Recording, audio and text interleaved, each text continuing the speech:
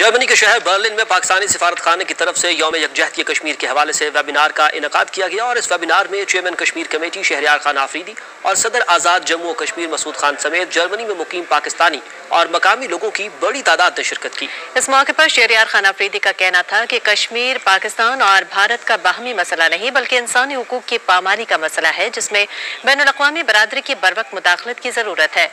صدر آزاد جموں کشمیر مسعود خان نے کہا کہ کشمیری عوام تنہا نہیں، ہم سب ان کے ساتھ کھڑے ہیں۔ پاکستان کے سفیر ڈاکٹر محمد فیصل نے کہا کہ عالمی برادری بالخصوص جرمنی کشمیری عوام کے بنیادی انسانی حقوق اور آزادی کے احترام کو یقینی بنائے۔